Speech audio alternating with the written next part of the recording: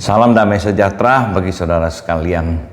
Mari saudara, sebelum kita sama-sama merenungkan firman Tuhan pada hari ini, kita minta pimpinan Tuhan agar Tuhan menolong kita mengerti akan firman-Nya. Kita berdoa bersama-sama. Tuhan, kami datang kepadamu pada saat ini. Kami percaya Engkau adalah Allah yang Maha Kuasa. Firman-Mu adalah firman yang berotoritas atas hidup kami. Firman-Mu lah yang memimpin akan kehidupan kami. Berikan kami hati yang rindu untuk mengerti kehendak Tuhan. Ajar kami untuk mencintai firman. Ajar kami untuk melakukan firman di dalam hidup kami ini. Urapi hamba-Mu ya Tuhan dengan kuat kuasa daripada Tuhan. Roh Kudus menuntun, memimpinnya, menyampaikan isi hati Tuhan bagi setiap kami. Hamba yang menyampaikan dan setiap jemaat Tuhan yang mendengarnya. Di dalam nama Tuhan kami Yesus Kristus, penebus juru selamat kami berdoa. Amin. Baik saudara sekalian, kita di dalam rangkaian khotbah di bukit. Ya, hari ini kita akan sama-sama mempelajari akan firman Tuhan di dalam Injil Matius pasal yang ke-6 mulai ayat yang ke-5 sampai ayat yang ke-15 tentang berdoa. Saudara, sebagaimana kita ketahui bahwa khotbah di bukit ini adalah dikhotbahkan sendiri, disampaikan oleh Yesus sendiri, saudara. Ya, jadi begitu pentingnya akan hal ini sehingga kita tidak salah mengerti. Nah, saudara, kita akan sama-sama melihat di dalam Injil Matius pasal yang ke-6. Saya akan bacakan, saudara, ya buat kita sekalian. Injil Matius pasal yang ke-6 ayat yang ke-5 sampai ke-15, demikian firman Tuhan. Dan apabila kamu berdoa, janganlah berdoa seperti orang munafik. Mereka suka mengucapkan doanya dengan berdiri dalam rumah-rumah ibadat dan pada tikungan-tikungan jalan raya supaya mereka dilihat orang. Aku berkata kepadamu, sesungguhnya mereka sudah mendapat upahnya. Tetapi jika engkau berdoa, masuklah ke dalam kamarmu, tutuplah pintu dan berdoalah kepada Bapamu yang ada di tempat tersembunyi. Maka Bapamu yang melihat yang tersembunyi akan membalasnya kepadamu. Lagi pula dalam doamu itu janganlah kamu bertele-tele seperti kebiasaan orang yang tidak mengenal Allah. Mereka menyangka bahwa karena banyaknya kata-kata doanya akan dikabulkan. Jadi janganlah kamu seperti mereka, karena Bapamu mengetahui apa yang kamu perlukan sebelum kamu meminta kepadanya. Karena itu berdoalah demikian. Bapa kami yang di sorga, dikuduskanlah namamu. Datanglah kerajaanmu. Jadilah kehendakmu di bumi seperti di sorga. Berikanlah kami pada hari ini makanan kami yang secukupnya, dan ampunilah kami akan kesalahan kami, seperti kami juga mengampuni orang yang bersalah kepada kami. Dan janganlah membawa kami ke dalam pencobaan, tetapi lepaskanlah kami daripada yang jahat. Karena Engkaulah yang mempunyai kerajaan dan kuasa dan kemuliaan sampai selama-lamanya. Amin. Karena jikalau kamu mengampuni kesalahan orang, Bapamu yang di sorga akan mengampuni kamu juga. Tetapi jikalau kamu tidak mengampuni orang, Bapamu juga tidak akan mengampuni kesalahanmu. Saudara sekalian, firman Tuhan hari ini tentang berdoa ini saya akan bagi di dalam 3 bagian secara struktur. Ya. Yang pertama, saudara, adalah kesalahan dalam berdoa. Kemudian bagian kedua adalah unsur-unsur yang ada di dalam sebuah doa yang diajarkan Tuhan Yesus ini. Dan yang ketiga, saudara, adalah penerapan sebuah doa. Nah, saudara, kita akan sama-sama melihat ya, mulai dari yang pertama. Kesalahan dalam berdoa. Di dalam ayat yang ke-5 dan yang ke-6, ya, Tuhan Yesus di sini mengatakan apa yang tidak boleh atau yang bukan doa. Nah, saudara, di sini dikatakan sendiri bahwa Tuhan Yesus sendiri mengatakan bahwa kalau kamu berdoa jangan seperti orang munafik. Kenapa? Orang munafik itu bagaimana berdoa? Orang munafik di sini digambarkan, saudara, dia berdoa. Tetapi sebenarnya dia bukan sedang berdoa. Dia sedang memperlihatkan kepada orang banyak betapa pintarnya dia berkata-kata, memainkan kata, dan lain-lainnya, saudara. Saudara, ada orang memang yang saya ketemu di dalam kehidupan saya, ya. Dia pintar berdoa, dia merangkai doa dengan baik menggunakan mazmur. Waktu kami sekolah di saat malam, kalau lagi makan itu, waduh, dia mau makan bersama. Nah, kemudian salah seorang akan pimpin doa, saudara. Nah, saudara, ada rekan yang doanya panjang gitu ya. Tuhan, walaupun langit, bumi bergoyang, apa dan lain-lainnya gitu ya, tapi kasih setiamu tidak berubah. Kami bersyukur untuk makanan ini. Panjang sekali, saudara. Kita aduh, kapan makannya nih gitu ya. Nah, saudara sekalian, saya nggak tahu apakah itu merupakan kesungguhan hatinya di dalam dia berdoa. It's okay. Tetapi saudara, kalau hanya untuk memperlihatkan, mungkin kalau yang laki berdoa memperlihatkan kepada yang mahasiswi ya, wah ini orang pintar doa. Nah, itu salah. Tuhan di sini mengatakan itu munafik. Kenapa munafik? Adalah orang munafik itu adalah di satu pihak dia seolah-olah menjadi orang yang percaya, dia berdoa, tetapi di lain pihak dia tidak sungguh-sungguh berdoa. Dia tidak menunjukkan akan kata-kata yang dia ucapkan itu kepada Tuhan. Dia hanya untuk membuat impresi supaya orang impress, supaya orang kagum akan dia. Nah, inilah yang dikatakan munafik. Seperti orang percaya, tetapi tidak sungguh-sungguh percaya karena dia tidak berdoa kepada Tuhan. Ini kesalahan yang seringkali dilakukan. Saudara, mungkin saudara berdoa. Ya, saudara bilang, oh saya tidak seperti itu. Saya bukan orang yang berdoa supaya orang puji saya. Bahkan banyak anak-anak Tuhan, saudara, majelis dan lain-lainnya masih takut berdoa. Bagaimana mungkin mau kemudian katakan saya berdoa untuk mendapatkan pujian? Ya, tetapi saudara, bisa dari sisi aspek yang lain kita melihat bahwa ketika kita berdoa, kita tidak sungguh-sungguh ya mengamini, kita tidak sungguh-sungguh kita tidak mengiyakan atau tidak sungguh-sungguh bersyukur untuk apa yang kita katakan di mulut kita. Oh Tuhan, saya bersyukur untuk ini, padahal dalam hati mungkin kita nggak bersyukur. Misalnya saudara, kita mengatakan ya, ketika kita punya prestasi, kita berhasil, kita suka upload di Instagram, Facebook, kemudian kita mengatakan semuanya karena anugerah Tuhan. Waduh, seolah-olah ya keberhasilan, kesuksesan kita bilang itu anugerah Tuhan. Tetapi seringkali hal-hal yang kita katakan itu semua anugerah Tuhan, kita menjadi sombong. Ya, artinya kita seringkali mengatakan, ya ada Tuhan sih ya, tapi kalau bukan saya, semuanya karena saya bekerja keras, saya berusaha, saya semua begini, ya. Nah, sama saudara. Kita mengatakan ini semua anugerah Tuhan. Kalau bukan Tuhan, nggak mungkin. Tapi saudara, di sisi lain dalam kehidupan kita mengatakan ini semua karena saya. Ini salah, saudara. Ini adalah munafik. Ya. Kemudian yang kedua, saudara, kita melihat apa yang dikatakan di sini juga bahwa kita itu yang salah dalam berdoa. Ketika kita berdoa, kita bukan sedang menjelaskan secara detail segala sesuatu kepada Tuhan. Seolah-olah Tuhan itu butuh penjelasan. Tuhan itu tidak ngerti apa yang kita doakan. Ya, seperti penjelasan kepada seorang manusia yang mungkin tidak mengerti. Saudara, ada orang yang mengajarkan kita begini. Katanya kalau kita berdoa, kita harus spesifik. Kalau minta motor, minta berkat mobil, kita harus ngomong mereknya apa, katanya ini tahun berapa, apa, harus detail. Saudara, saya tidak setuju dengan hal yang demikian.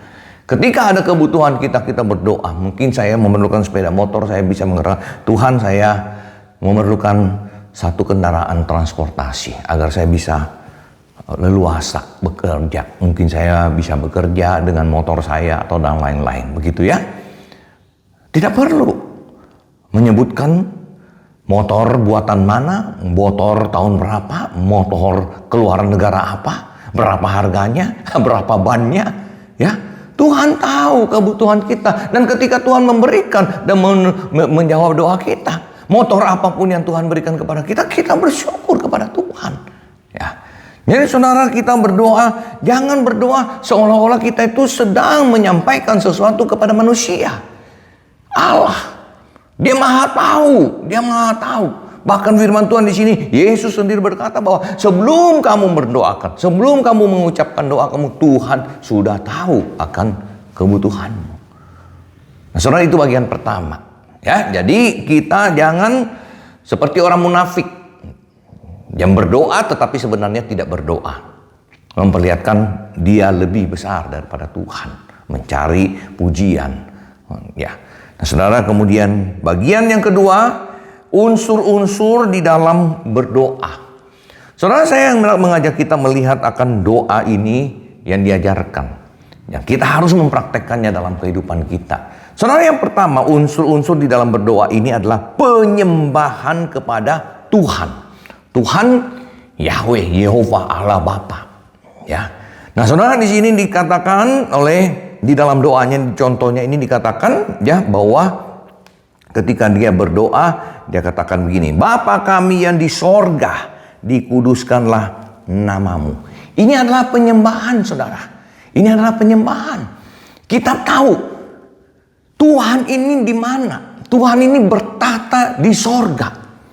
Apakah kita yakin hari ini, saudara, Allah yang kita imani, yang kita percayai itu Yahweh, Yehova, Tuhan itu di sorga?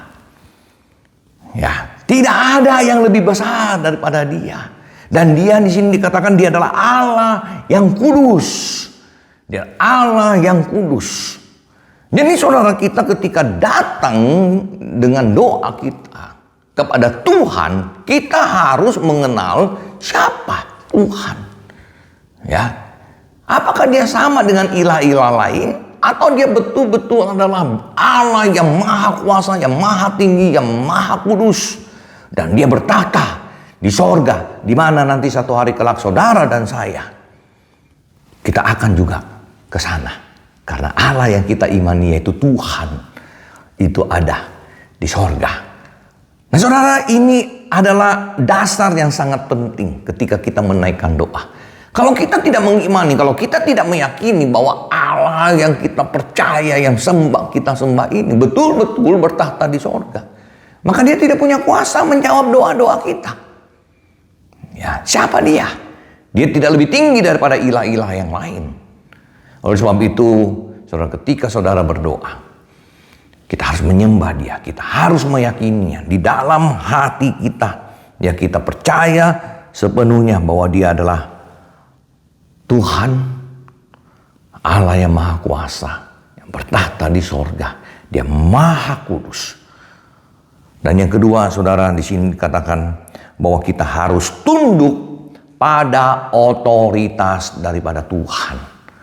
Di sini di dalam doa dikatakan, ya, saudara, datanglah kerajaanmu, jadilah kehendakmu di bumi seperti di sorga. Artinya, saudara, di dalam kehidupan kita manusia, kita hendak menghadirkan Tuhan itu di dalam kehidupan kita hari lepas hari. Oleh sebab itu dikatakan di sini, datanglah kerajaanmu. Biarlah Tuhan nyata di dalam kehidupan manusia, di dalam kehidupan orang-orang Kristen, anak-anaknya. Dialah Raja yang kita sembah. Dialah Raja. Dia yang berkuasa, bukan kita. Jadi di dalam doa, saudara, kita harus tahu siapa yang lebih berkuasa, siapa punya kehendak yang harus nyata, siapa punya kehendak yang harus terjadi.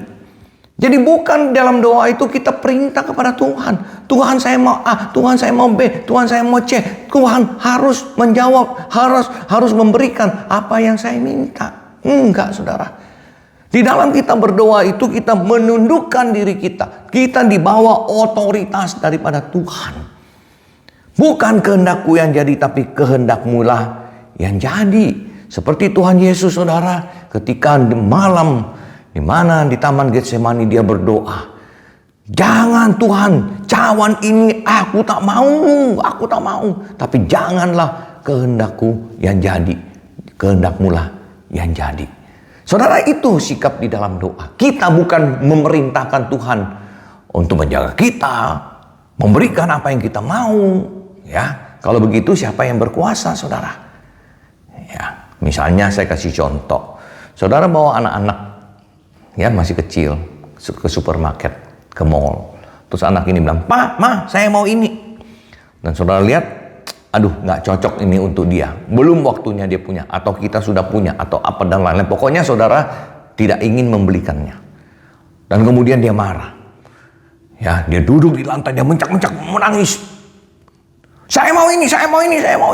Wah, kemudian saudara, oke, tenang, duduk ya. Oke, nih, saya beli. Nah, saya pengen tanya, siapa yang berkuasa? Anak atau saudara sebagai orang tua? Saudara hati-hati. Sehari ini saya banyak melihat orang tua yang sangat takut kepada anak-anak. Kalau dia masih kecil, saudara, 4-5 tahun, saudara sudah takut sama dia, saudara tunduk sama dia, bagaimana saudara bisa mendidik dia di dalam kebenaran? Oleh sebab itu, saudara, di dalam doa, kita harus mengakui, kita harus menundukkan otoritas kita di bawah otoritas Tuhan. Di dalam berdoa, bukan kita memaksakan Tuhan untuk melakukan apa yang kita kehendaki, tapi biarlah kehendak Tuhan yang jadi. Yang ketiga, saudara sekalian, di sini menaikkan sebuah permohonan.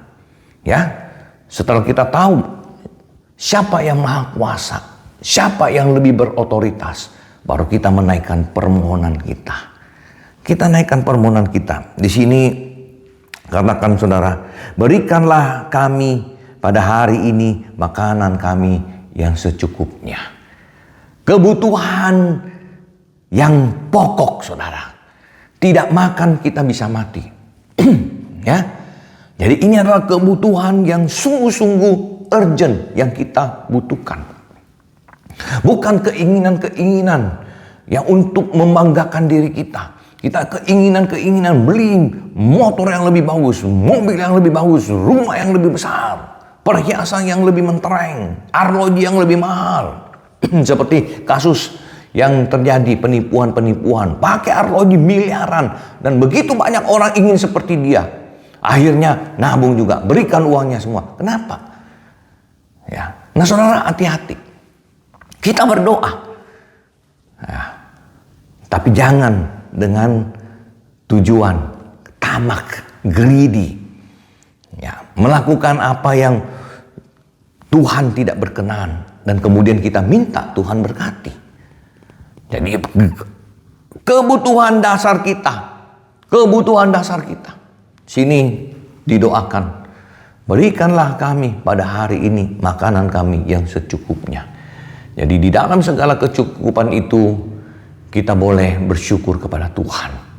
Ada orang mengatakan satu kalimat mengatakan, Tuhan, jangan bikin aku terlalu kaya dan juga jangan aku terlalu miskin. Kenapa? Aku terlalu kaya, aku bisa melupakan Tuhan.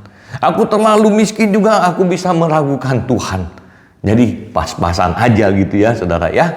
Nah, saudara, ini adalah doa permohonan. Saya nggak tahu, saudara, ketika saudara berdoa, apa yang saudara naikkan, apa yang saudara minta. Ya, kebutuhan-kebutuhan dasar atau keinginan-keinginan. Dan apa yang saudara minta itu apakah untuk memuliakan Tuhan atau untuk membesarkan diri kita, membanggakan diri kita, kita mendapat akan status di dalam masyarakat. Berikutnya, saudara sekalian, yang keempat, kita mohon pengampunan daripada Tuhan. Ya, setelah kita naikkan doa, saudara, kita mengatakan ada bagian firman Tuhan, bagian lain juga mengatakan, jikalau kita datang mau memberikan persembahan kepada Tuhan, kemudian kita tahu kita masih ada bermusuhan dengan seseorang, kita masih marah dengan seseorang, kita pergi berdamai dulu dan kemudian kita balik dan kita menaikkan doa. Nah, di sini juga sama, saudara. Ya, di dalam doa Bapa kami ini juga sama. Di sini dikatakan, saudara, ampunilah kami akan kesalahan kami seperti kami juga mengampuni orang yang bersalah kepada kami. Saudara, di dalam bahasa Inggris ini sangat jelas siapa yang terlebih dahulu mengampuni, yaitu yang mendoakan.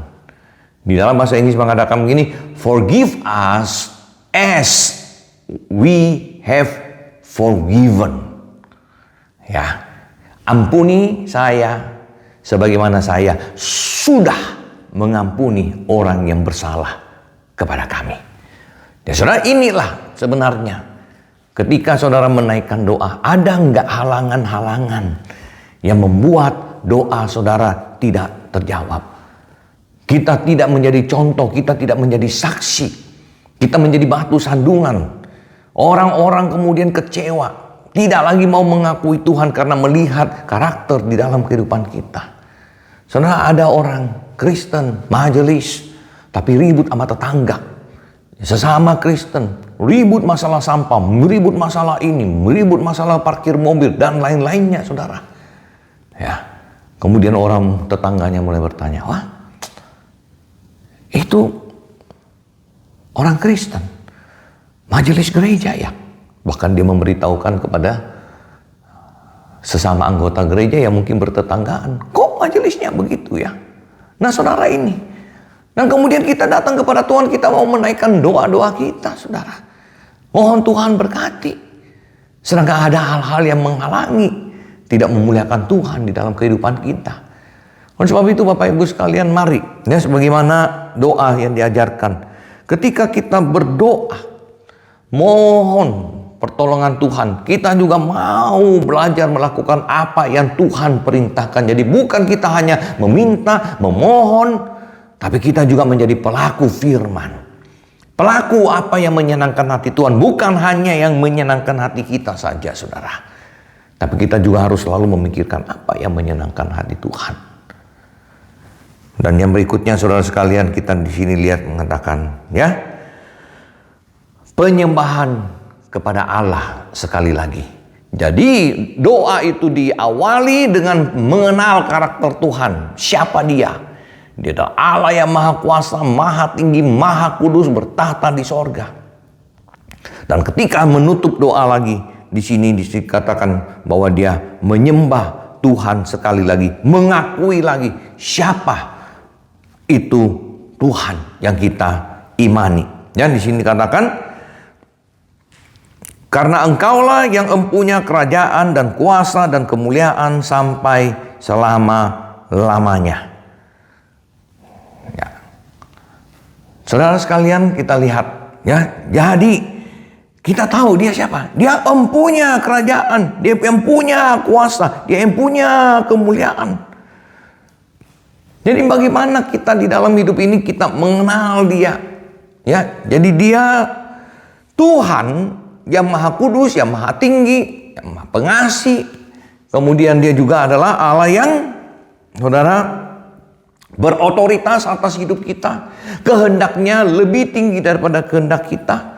Dan ketika kita datang kepada, kita memohon akan kepada Dia, permohonan-permohonan kita, kita naikkan akan kebutuhan, kita mendoakan kebutuhan-kebutuhan kita yang mendasar. Ya, kemudian kita mohon pengampunan yang daripada Tuhan. Ampuni saya. Dan saudara, di sini katakan, janganlah membawa kami ke dalam pencobaan. Sama, itu juga menunjukkan bahwa Tuhan maha kuasa, Tuhan mampu melindungi dan menjaga kita. Ketika ada si iblis yang berusaha menjatuhkan kita, kita berdoa, Tuhan kuatkan. Ya, Tuhan tolong saya bisa menghadapi akan godaan yang berusaha menjatuhkan kita, menjauhkan kita daripada Tuhan. Nah, saudara sekalian, itulah beberapa aspek unsur di dalam doa ini. Dan yang paling penting, saudara, itu adalah pengenalan akan Tuhan. Kepada siapa kita naikkan doa ini? Maha kuasa, bertahta di surga, kerajaan. Dia adalah raja, punya kuasa, ya, sampai selama-lamanya. Saudara, yang terakhir di dalam ayat yang terakhir, orang berdoa itu harus disertai dengan penerapan sebuah doa. Ketika saudara berdoa, ya, di sini Tuhan Yesus dia mengulang kembali di atas, saudara, ya, dikatakan bahwa jika kamu berdoa, kamu harus mengampuni kesalahan orang, baru Bapamu di sorga akan mengampuni kamu juga. Kalau kamu tidak mengampuni, Bapamu juga tidak mengampuni. Ini yang tadi saya katakan, saudara. Ampunilah kami sebagaimana kami telah mengampuni. Tuhan memangnya bisa dibodohi, saudara, ya. Memangnya Tuhan tidak maha tahu. Ketika engkau mengucapkan doa ini, ampunilah aku sebagaimana aku sudah mengampuni, tapi belum mengampuni. Maka, saudara, semua doa yang kita naikkan itu akhirnya menjadi mubasir.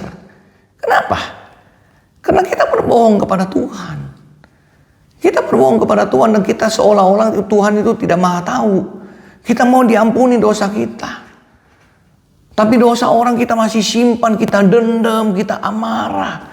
Bahkan jangankan orang lain, saudara, anggota keluarga sendiri, saudara, kakak, adik, orang tua, kita dendam.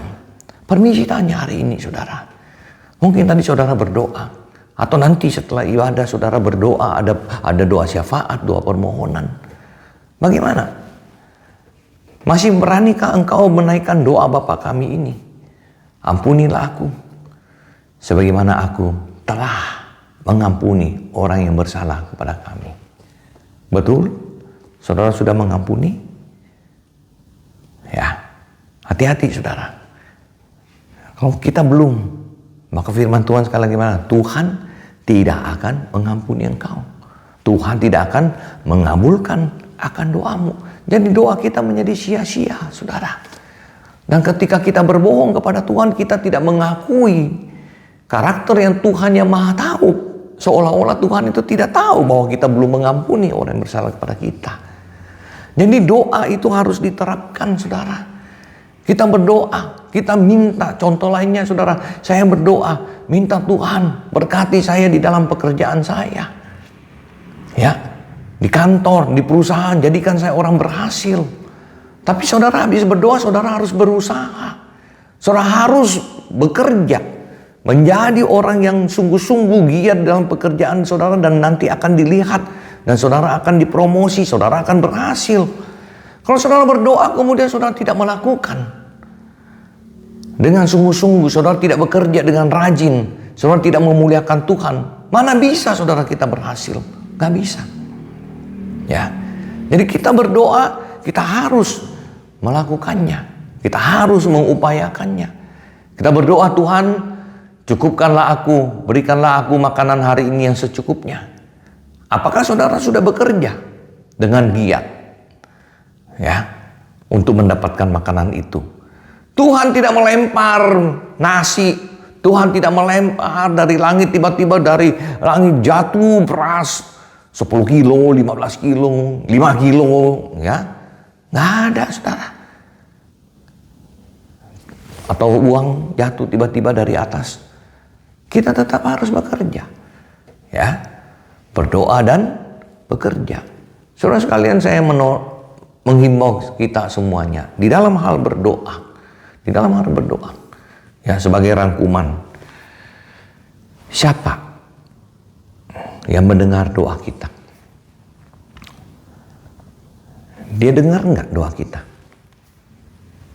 Dia tahu nggak pergumulan kita sebelum kita mendoakannya? Apakah kita berdoa dengan hati yang hancur?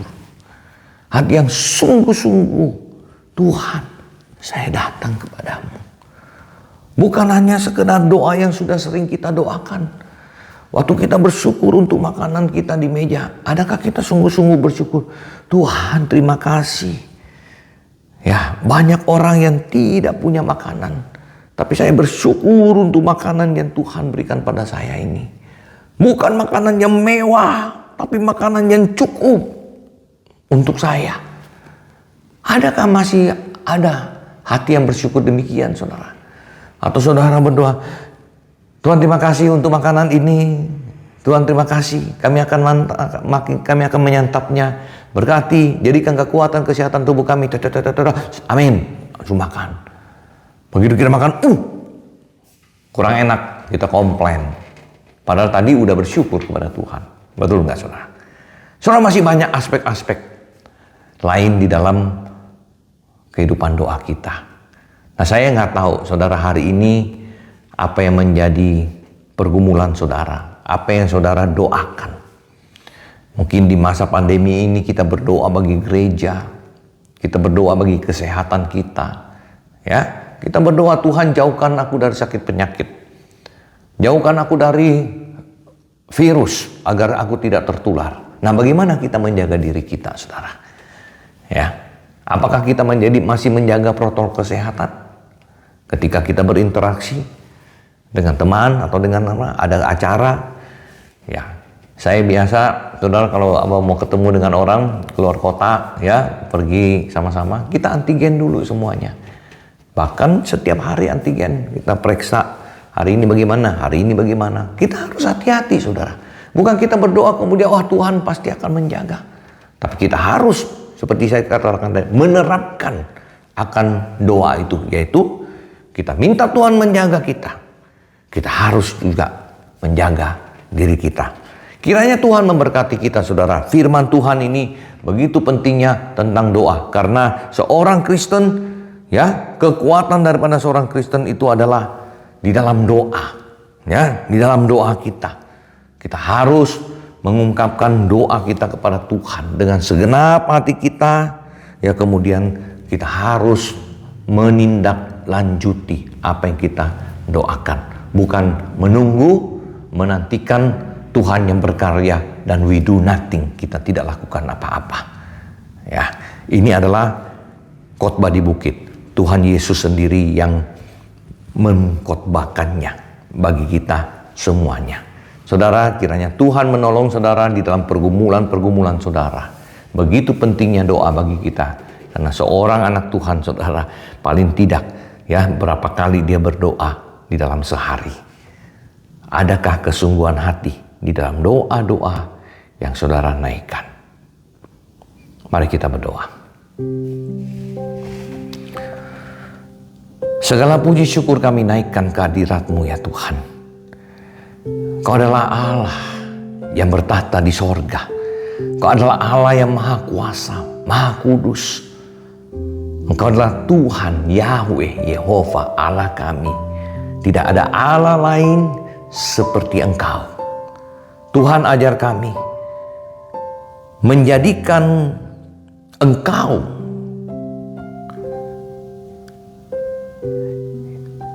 sebagai Allah kami. Bukan kami yang menjadi Allah. Engkau yang memiliki otoritas. Kehendak-Mu yang jadi, yang nyata.